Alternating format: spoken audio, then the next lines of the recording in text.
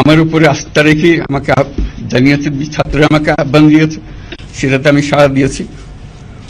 দেশবাসীর কাছে আমার আবেদন, আপনারা যদি আমার উপরে বিশ্বাস রাখেন, আমার উপরে ভরসা রাখেন, তাহলে নিশ্চিত করেন যে দেশে কোনো জায়গায় কারো উপরে হামলা হবে না। এটা আমাদের প্রথম দায়িত্ব। এটা যদি আমি করতে না পারি, এটা আমার কথা যদি না শুনেন আপনারা, তাহলে আমার প্রয়োজন এখানে নাই। আমাকে বিদায় দেন, আমি আমার কাজে থাকি, সেখানে আমি ব্যস্ত থাকি। যদি আমাকে প্রয়োজন মনে করেন, তাহলে আমাকে প্রয়োজন মনে করলে আপনাদেরকে দেখাতে হবে যে আমার কথা আপনারা শোনেন। আমার কথা না শুনলে আমার কোনো প্রয়োজন নাই। আমার প্রথম কথা হলো, আপনারা বিশৃঙ্খলা থেকে দেশকে রক্ষা করেন, আপনারা সহিংসতা থেকে দেশকে রক্ষা করেন, যাতে আমরা যা যা আমাদের ছাত্ররা আমাদেরকে পথ দেখায়, সেই পথে আমরা এগিয়ে যেতে পারি। এটা একটা খুব সুন্দর দেশ হতে পারে, বাংলাদেশ একটা খুব সুন্দর দেশের সম্ভাবনাময় দেশ। কাজে এই সম্ভাবনাগুলোকে আমরা নষ্ট করে দিয়েছি। এখন আবার সেই বীজতলা আবার তৈরি করতে হবে, আবার আমাদেরকে জেগে উঠতে হবে। তারাই এই বীজতলা তৈরি করবে, তাদের হাত দিয়েই হবে, এবং তাদের দিকে আমরা তাকাবো, এবং আমরা তাদের নির্দেশ মতে আমরা অগ্রসর হব। এখানে সরকারি কর্মকর্তা কর্মচারী যারা আছেন, সেনাবাহিনী, বিমান বাহিনী, নৌবাহিনী প্রধানরা যারা আছেন, তাদের প্রতি অনুরোধ, আমরা একটা পরিবার, এইটার মধ্যে যেন আমাদের গোলযোগ না হয়, আমরা একযোগে একসাথে চলতে পারি, এবং আমরা তড়িৎ গতিতে একটা সুন্দর বাংলাদেশ গড়ার পথে এগিয়ে যেতে পারি। সেটাই আমার কামনা। আপনাদের সবার কাছে আবেদন, আমাদেরকে সেই সুযোগ দেন, আমরা সেই পথে আমরা যেন অগ্রসর নিজে প্রশান্তি পাই। পৃথিবীর সবাই আগ্রহ করে তাকিয়ে আছে আমাদের দিকে। এখানে যখন ছাত্ররা রাস্তায় নেমেছে, পৃথিবীর সব জায়গা থেকে অভিনন্দন এসছে। যে বিপ্লবের মাধ্যমে বাংলাদেশ আজকে নতুন বিজয় দিবস সৃষ্টি করল, সেটাকে সামনে রেখে এবং আরো মজবুত করে আমাদেরকে সামনে এগিয়ে যেতে হবে। যারা এটা সম্ভব করেছে, যে তরুণ সমাজ, তাদের প্রতি আমি আবার সমস্ত প্রশংসা এবং কৃতজ্ঞতা জানাচ্ছি তাদেরকে। তারা আমার পাশে আছে। এরা এই দেশকে রক্ষা করেছে, এই দেশকে নতুনভাবে পুনর্জন্ম দিয়েছে, এবং এই পুনর্জন্মে যে বাংলাদেশ পেলাম, সে বাংলাদেশ যেন অত্যন্ত দ্রুত গতিতে এগিয়ে চলতে পারে, সেটাই হলো আমাদের শপথ। সেটা আমরা রক্ষা করতে চাই, এগিয়ে যেতে চাই। আজকে আবু সাঈদের কথা মনে পড়ছে আমাদের, যে আবু সাঈদের ছবি বাংলাদেশের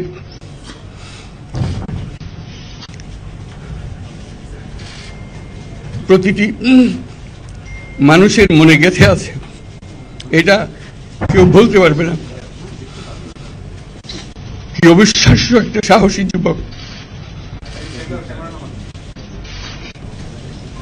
বন্দুকের সামনে দাঁড়িয়ে আছে, এবং তারপরে থেকে কোন যুবক, কোন যুবতী আর হার মানে নাই, সামনে গিয়ে আছে এবং বলছি যত গুলি মারো, মারতে পারো। শপথ আমাদের প্রতিজ্ঞা যে আমাদেরকে এটা করতে হবে, ঘরে ঘরে পৌঁছাতে হবে। মানুষ যেন জানে যে বাংলাদেশ স্বাধীন হওয়ার অর্থ হলো তার নিজের পরিবর্তন, ব্যক্তির পরিবর্তন, সুযোগের পরিবর্তন, তার ছেলে মেয়ের ভবিষ্যতের পরিবর্তন। এটা যেন প্রত্যেকে বুঝে নেয়, এবং আজকে তরুণ সমাজকে বোঝানো যে এই দেশ এটা তোমাদের হাতে, তোমরা এটাকে তোমাদের মনের মতো করে গড়ে তুলবে। তোমরা যেগুলো স্বাধীন করতে পেরেছো, তোমরা এটাকে তোমাদের মনের মতো করে গড়তেও পারবে, এবং তোমাদের দেখে সারা দুনিয়া শিখবে কিভাবে একটা দেশ, একটা তরুণ সমাজ গ্রহণ করতে পারে এবং তাকে পাল্টে ফেলতে পারে। তাদেরকে আমি বারে বারে এমনি উপদেশ দিই যে পুরনোদের বাদ দাও, তাদের এই পুরনো চিন্তা দিয়ে এটার মুক্তি আমাদের হবে না, করি সারা দুনিয়ার মধ্যে এটা হবে না। এটা শুধু বাংলাদেশের কথা না, সারা দুনিয়াকে জুড়ে কথা বলছি। তোমাদের মধ্যে যে শক্তি আছে, যে ক্রিয়েটিভিটি আছে, সৃজনশীলতা আছে, সেই সৃজনশীলতাকেও কাজে লাগাতে হবে। এটা শুধু বই খাতাতে লেখার জিনিস না, এটাকে প্রকাশ করার জিনিস, স্থাপন করার জিনিস, সেটা করা। এটা আমরা এই আজকে আমাদের পুরো কাজটা হলো, দায়িত্বটা হলো তারা যেটা অর্জন করে নিয়ে এসছে এখন তাদেরকে দিয়ে এটাকে করিয়ে দেওয়া, আমাদের সমস্ত কাঠামোগুলো পরিষ্কার করে দেওয়া। সরকার বলে একটা জিনিস আছে, কিন্তু মানুষের কোনো আস্থা নেই। মানুষ মনে করে সরকার একটা দমন পীড়নের একটা যন্ত্র, যেখানে সুযোগ পায় তার একটা কষ্ট দেওয়া, তার থেকে নিংড়ে দেওয়া, যে সকল স্তরে। এটা হলো তার থেকে কেমন ভাবে সামাল দিতে হবে, তাকে একটা ভয়ের একটা জিনিস, তাকে সামাল দিয়ে চলা, এটা হলো সরকার। এটা সরকার হতে পারে না। সরকারকে দেখে মানুষের বুক ফুলে উঠবে যে আমাকে সাহায্য করবে, আমাকে রক্ষা করবে, আমার সরকার আমার জন্য দাঁড়াবে। সরকার তার জন্য দাঁড়ায় না কোনো সময়। যে সরকার হবে সেই সরকার মানুষকে রক্ষা করবে, মানুষের আস্থাভাজন হবে। কেউ জোর করে তাকে বলার ভালো আছে এটা না। সে নিজে নিজে বিশ্বাস করবে, সরকারি লোক দেখলে বলবে আমার লোক, আমাকে রক্ষা করার লোক। সেই আস্থাটা আমাদেরকে ফিরিয়ে আনতে হবে মানুষের মনে, তাহলে মানুষও যোগ দেবে এটাতে। মানুষ এখন পিছিয়ে থাকে যে কিসের মধ্যে আমাদেরকে ঢুকিয়ে দিচ্ছে। আমরা যেন জানতে পারি যে এইটা আমরা সবাই মিলে আমরা অগ্রসর হতে পারি। একটা বড়, সারা বাংলাদেশ একটা বড় পরিবার, এই পরিবার আমরা একসঙ্গে চলতে চাই এবং আমাদের মধ্যে দ্বিধা দ্বন্দ্ব যা কিছু থেকে সরিয়ে ফেলতে চাই। যারা বিপথে গেছে তাদেরকে পথে আনতে চাই, যাতে করে একসঙ্গে আমরা কাজ করতে পারি। এর মধ্যে আমরা শুনলাম, আসার পথে শুনে আসছি যে এখানে আইন শৃঙ্খলার ব্যাঘাত হচ্ছে, মানুষকে আক্রমণ করছে, ঘরবাড়ি জ্বালিয়ে দিচ্ছে, সম্পদ জ্বালিয়ে নষ্ট করছে, চুরি করছে, দিয়ে যাচ্ছে, অফিস আদালতে আক্রমণ করছে, সংখ্যালঘুদের উপর আক্রমণ করছে, হিন্দু, বৌদ্ধ, খ্রিস্টান, আহমদিয়া সবার উপর আক্রমণ করছে। এগুলো হলো ষড়যন্ত্রের অংশ। এগুলো আমাদের বিষয় না। আমাদের কাজ হলো এটাকে রক্ষা করা, সবাইকে রক্ষা করা। এটাকে প্রতিটি মানুষ আমাদের ভাই, আমাদের বোন, তাদেরকে রক্ষা করা এবং আমাদের একটা শৃঙ্খলা ফিরিয়ে আসা। বিশৃঙ্খলা, সহিংসতা এগুলো হলো অগ্রগতির বড় শত্রু।